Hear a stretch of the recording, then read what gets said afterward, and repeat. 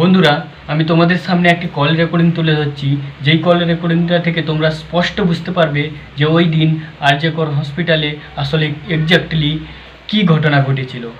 আর মেয়েটির উপর অত্যাচার করার আগে কিভাবে কী পদ্ধতিতে তার উপর নির্মম অত্যাচার করা হয়েছিল, ওই দিদিভাইটাকে কিভাবে মারা হয়েছিল স্পষ্ট বুঝতে পারবে। তো অডিওটা পুরোটা শোনো, আর শুনে তোমাদের মূল্যবান মন্তব্য কমেন্ট বক্সে অবশ্যই জানাবে। তো চলো অডিওটা শোনো। রাত্রি 2টো। আচ্ছা, 2টো অব্দি পেশেন্ট ডেকেছে। আরজি কর। হ্যাঁ, আর্যিকর থেকে বেরো। হ্যাঁ, তো বলো এবার। বলছি ওটা হয়েছে কি বলতো, ও 2টো অব্দি পেশেন্ট ডেকেছে, ঠিক আছে? রাত্রে দুটো। রাত্রি 2টো। আচ্ছা। 2টো অব্দি পেশেন্ট ডেকেছে, দেখে রুমে এসে অনলাইনে অর্ডার করে 4জন বন্ধু মিলে খেয়েছে, ডিনার করেছে। হ্যাঁ। করে ও খুব টায়ার্ড ছিল, যেহেতু 36 ঘন্টা ডিউটি ছিল, টায়ার্ড ছিল। ও কি করেছে, ওই সেমিনার রুমে গিয়ে শুয়ে পড়েছে একটা রেড কালারের ব্ল্যাঙ্কেট ঢাকা দিয়ে। তারপরে সেমিনার রুমে এমনি কি তোমাদের ওরকম সেমিনার রুমে টুমে ঘুমানো হয়? মানে আমি যদিও কোনো আইডিয়া নেই, ওই জন্য জিজ্ঞেস করছি। না, এবার একটা রেসিডেন্টাল ডক্টর রুমস থাকে, আচ্ছা, বুঝতে পেরেছিস? তারপরেও সেমিনার থাকে। এবার সেমিনারে একটা বেড থাকে, আর ডক্টরস রুমে 2-3টে যেরকম বড় ঘর হবে সেরকম বেড পাতা থাকে। আচ্ছা আচ্ছা। মেনলি ডক্টরস রুমে শোয়ার কথা, ঠিক আছে? হয়েছিল কি, ওকে বডিটা পাওয়া গেছে সেমিনার রুমে, কিন্তু ঘুমাচ্ছিল ডক্টরস রুমে। যে রুমটা তোর এখন ভাঙা হয়েছে, দেখেছিস রুমটা ভেঙেছে একটা ভিডিও বাথরুমের পাশেই, ঠিক আছে? মানে বাথরুমটাকে অজুহাত দিয়ে ওই রুমের দেয়ালটা ভেঙে দিয়েছে। অ্যাকচুয়াল কাণ্ডটা ঘটেছে তোর ইয়েতে, ওই রুমটার ভেতরে, ডক্টরস রুমে একটা ঘটনাটা ঘটেছে। ওই বডিটাকে ডক্টরস রুমে ওই দিন আর কেউ ছিল না, খালি মানে অনলি ওই দিদিটাই ঘুমাচ্ছিল? হ্যাঁ, এবার তোকে আমি বলি, অন কলে নিশ্চয়ই একজন থাকবে না, ওর জুনিয়র সিনিয়র মিলে থাকে। এমনকি থার্ড ইয়ার একজন থাকবে, সেকেন্ড ইয়ার একজন থাকবে, প্লাস ফার্স্ট ইয়ারের ইন্টার্নশিপরা যারা থাকে তারা ইন্টার্নরা থাকে। আর চেস্ট এমন একটা ওয়ার্ড হচ্ছে, কোভিড এর পর থেকে প্রায় হামেশাই সবার শ্বাসকষ্ট হচ্ছে, মানে আসছে মানেই শ্বাসকষ্ট হচ্ছে। আর চেস্ট ওয়ার্ড আর চেস্ট মেডিসিন দুটোই পাশাপাশি ওয়ার্ড, ঠিক আছে? তো কেউ কি শুনতে পায়নি? কেউ শুনতে পায়নি। ওটাই তো আমি ওই দিনকে ওটাই ভাবছিলাম। এবার দেখ, ধস্তাধস্তি করাতে একটা নিশ্চয়ই চিৎকার হয়, একটা ভাইলেন্ট হয়, বুঝতে পেরেছিস? তারপরে আবার কি, যে 4জন ওর সাথে খেয়েছে তারা কোথায়? তারা কেন মিডিয়ার সামনে আসছে না? তাই তো, তারা কেন আসছে না? তোমার দিন ডিউটি ছিল না রাতে? ওই দিনকে আমি নাইটে ডিউটি করছিলাম। আচ্ছা। আমি নাইটে ডিউটি করে এসেছি, আমার লাস্ট নাইট ছিল। তো আমার তো 3 দিন নাইট থাকে, 3 দিন নাইট থাকার পর লাস্ট নাইট ছিল। লাস্ট নাইটের পর বুধবার আমার লাস্ট নাইট। বুধবার রাতে ঘটনাটা ঘটেছে। আমি বাড়িতে এসেছি, রীতিমতো বাড়িতে এসে শুয়ে পড়েছি। 3টের সময় আমার কাছে ফোন এসছে যে সবাইকে ডেকে পাঠিয়েছে, ইমিডিয়েট আয়। তখন গিয়ে দেখি আরজি করে এই অবস্থা, পুরো গোটা হাসপাতালকে ডেকে পাঠিয়েছিল। গিয়ে দেখি পুলিশ ছয়লা, মানে আর ওকে যেভাবে, আমি তো বডিটা দেখেছি রে, মানে আমাদের এখনো পর্যন্ত চোখ থেকে নামছে না। রীতিমতো মনে হচ্ছে মেয়েটা যেন আমাদের পাশে পাশে ঘুরছে, একদম এরকম, মানে মানে অদৃশ্যমান। মানে আমরা এরকম ভাবতে পারছি না যে এরকম ভূত থাকে বা একটা স্পিরিট থাকে বা কিছু। এখন আমরা বুঝতে পারছি না ওর আত্মাটা এখনো ঘুরছে আমাদের আশেপাশে। দেখ, ওর আমার তলাটায় নাকি, তো ওর থেকে ও থাকে 4তলায় ঘটনাটা ঘটেছে, ঠিক 2টো ফ্লোর নিচেই আমি থাকি, আমার রুমটা, ঠিক আছে? কিন্তু তাও আতঙ্কে আমরা মানে একদম স্তব্ধ হয়ে গেছে আর্যিকরটা। কিন্তু ব্যাপারটা হচ্ছে, তাহলে ডক্টর রুম থেকে ওকে সেমিনার রুমে নিয়ে যাওয়া হয়েছে? হ্যাঁ, অবশ্যই নিয়ে যাওয়া হয়েছে। এবার দেখ, নিয়ে যাওয়া হয়েছে, ওকে যেভাবে মারা হয়েছে এটা একার পক্ষে অসম্ভব, ইম্পসিবল। পুরোপুরি গ্যাং রেপ ছাড়া কোনো কিছু নয়। আর শুধুমাত্র রেপ নয়, রেপ করলো ছেড়ে দিল, ঠিক আছে, ওকে রীতিমতো মার্ডার করেছে। মানে হিসেব মতো যা বুঝছি, মানে তোমার কথাতে হ্যাঁ। ওটা হচ্ছে ওর ওই বন্ধু বান্ধব মেয়েতে জড়িত। এক্স্যাক্টলি, হয় ওর বন্ধু বান্ধব কেউ, ঠিক আছে, মানে চারজনের মধ্যে কেউ, আইদার ওকে এমন কিছু করতে বলতে, দেখ বড় বড় কোম্পানিতেও তো এরকম হয়, মানে হুম। হয় তুমি আমার সাথে কম্প্রোমাইজ করো, নয় তুমি চাকরি ছেড়ে চলে যাও, হয় তো। হ্যাঁ। এখানেও সেরকম কিছু একটা হয়েছে, যাকে যে যে ক্রাইম করেছে সেও কিন্তু নর্মাল ডক্টর নয়, কিন্তু সেও একটা ভালো পোস্টে র্যাঙ্ক করছে, বুঝতে পেরেছিস? তবেই কিন্তু পুরো ব্যাপারটাকে হসপিটাল চেপে যেতে চাইছে, পুরো ব্যাপারটা। তাহলে এই সিভিক যে ও কোথা থেকে আসছে? এবার তোকে আমি বলি ওটা কোথা থেকে আসছে।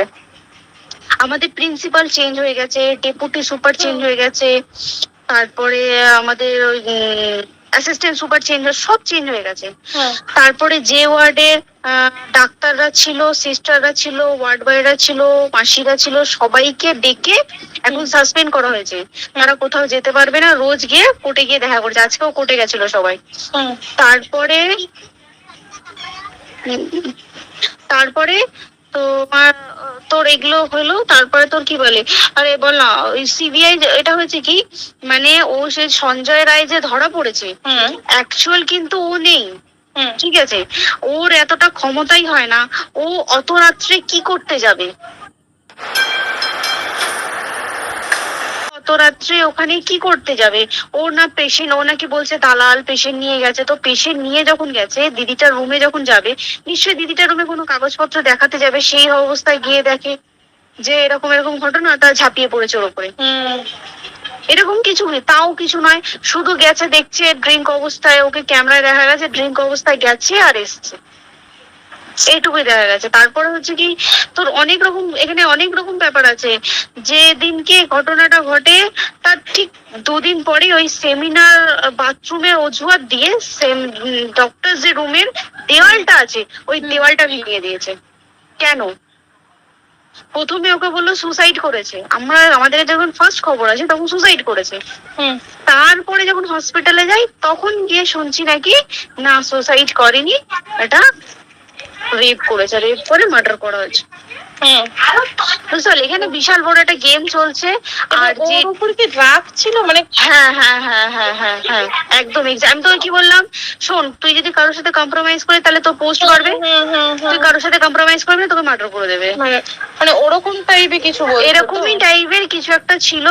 আইদার খুব রাফ, মানে খুব রাগ, খুব মানে খুব ওর উপরে খুব ফ্রাস্ট্রেশন ছিল, যারই ছিল খুব ফ্রাস্ট্রেশন ছিল, শুধু ওকে মারিনি রে, রীতিমতো মার্ডার করেছে। ওর যে ক্ল্যাচারটা ছিল, ওর ইউরিন, ওর ইউরিনের রাস্তায় ক্ল্যাচারটা ঢুকিয়ে দিয়েছে, তুই জানিস? মানে কি বলবো, মানে ওকে দেখা যাচ্ছে না, আমরা তো দেখেছি নিজের চোখে, ওকে দেখা যাচ্ছে না, মানে একটা মৃত্যু কতটা, মানে এইটা মানে প্রচন্ড কষ্ট পেয়ে একটা মেয়ে মারা গেল। আর ওর যে গলাটা চেপে ধরেছে, ওর ওই চেপে ধরাতে মানে এতটাই জোরে চেপে ধরেছে যে ওর চোখ ফেটে রক্ত বেরিয়েছে, বুঝতে পেরেছিস? মানে কি বলতো, যদি ধরা পড়ে না, উচিত মানে যারা এটার সঙ্গে দায়ী না। আর এই যে সিবিআইটা হয়েছে, সিবিআইটা একমাত্র আমাদের জোরেতেই সিবিআইটা এসছে, মানে আমরা ওই সঞ্জয় রায় একার পক্ষে সম্ভব না এইসব। তারপরে পোস্টমর্টম রিপোর্টে তুই জানিস ওই আমাদের ভাজাইনা থেকে 150 গ্রাম স্পার্ম বেরিয়েছে। পোস্টমর্টম রিপোর্ট 150 গ্রাম স্পার্ম, মানে বুঝতে পারছিস? নট এ ক্যালকুলেটেড, মিনিমাম কম করে 6 থেকে 7 জন করেছে অপারেট।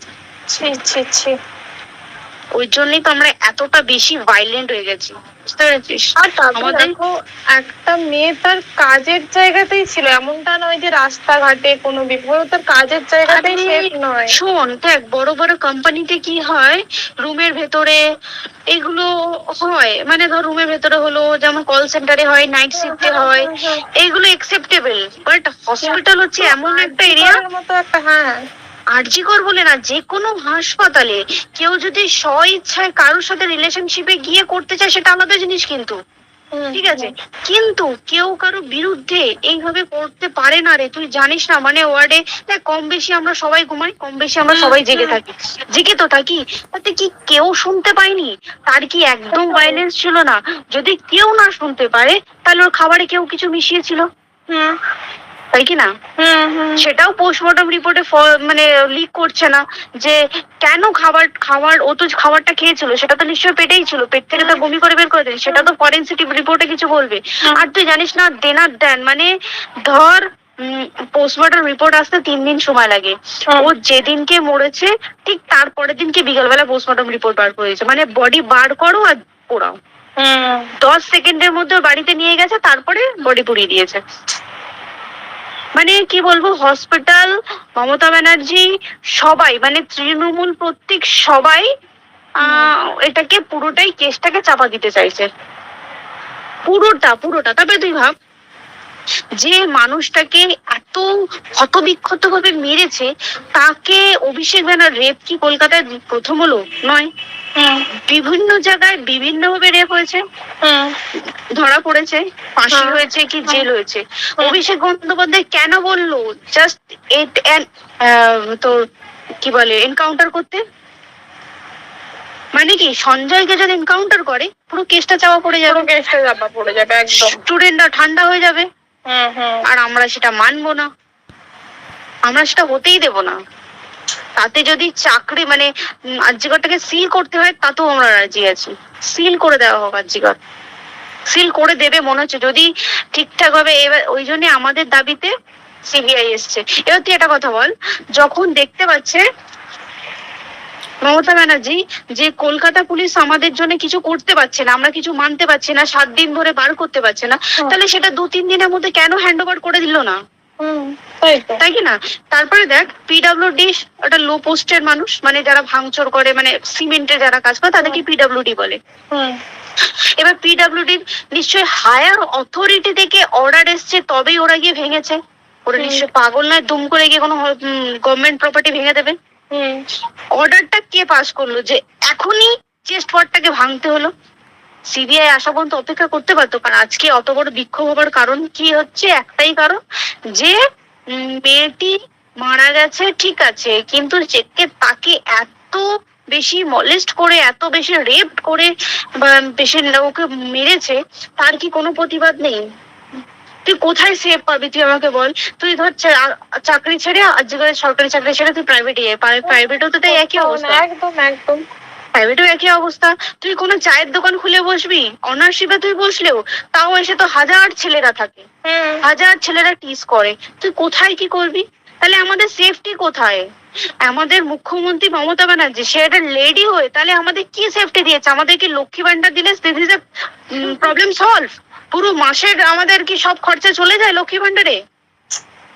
জানি না, আই ডোন্ট নো। মানে আমরা প্রচুর খেপে আছি, প্রচুর। মানে এর বিচার না চাওয়া পর্যন্ত ভেবে চল কি এটা সলভ হবে না। আমরা বিচার নিয়ে আমি 2 দিন ধরেই ভাবছিলাম তোমাকে ফোন করবো, কিন্তু মানে এটা ওটাতে হয়ে উঠছে না। আর তোমাকে তো আমি ওই দিন রাতেই হোয়াটসঅ্যাপ করলাম না, এবার তখনই না আমি ব্যাপারটা অতটা বুঝতে পারিনি। আর আমার তার পরের দিনই ভোরবেলা ডিউটি, আমি সাবধানে থাকিস। হ্যাঁ তাই তো, এখন মানে তোমরাও সাবধানে থাকো সবাই। কি বলবো বল, কিছু বলার নেই। দেখ আমাদের মধ্যবিত্ত মানুষরা আমাদের চাকরি করে খেতেই হবে, সোজা কথা। তাই কিনা বল? বাবা এত পুঁজি নেই যে বসে বসে খাবো, ঠিক আছে? সেই মেন্টালিটিও নেই, যদিও থাকে মেন্টালিটিও নেই। হ্যাঁ, এবার পুঁজিতে খাবে। এবার একটা কথা তুই বল, চাকরিটা কোথায় গিয়ে করবো তুই একটা বল? কোন স্টেটে গিয়ে চাকরি করবো তুই আমাকে বল? ওই যেমন মানে এটা হয়তো আমার মা যেমন বাড়ি থেকে 7টার মধ্যে ঢুকে যাও, দিদিকে তো ধরো অনেক রাত অব্দি 9:30 10টা অব্দি ল্যাবে থাকতেই হয় না। এবার তুই কি করবি বল? কি করবি বলো তো? এখন কিছু করার আছে? দেখ ল্যাবেও তো সব ছেলেরা আছে, ছেলে আছে, মেয়ে আছে।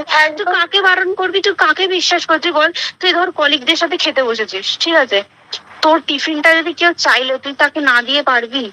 না, একদমই। আর কার মনে যে কি আছে সেটাই তো কি বলবি বল? এবার তুই বল খাবারটা যে খাবি, তোর টিফিন কেউ চাইলো বা তোকে যদি কেউ বললো একটু একটু খা, যেমন আমরা শেয়ারে হয় স্কুলে, যেটা আমাদের হয়, যেটা হ্যাঁ স্বাভাবিক, এটা সবার, এটা তো স্বাভাবিক। তুই বল তাতে যদি এরকম অবস্থা হয় তাহলে কি করবে মানুষ? তুই আমাকে বল।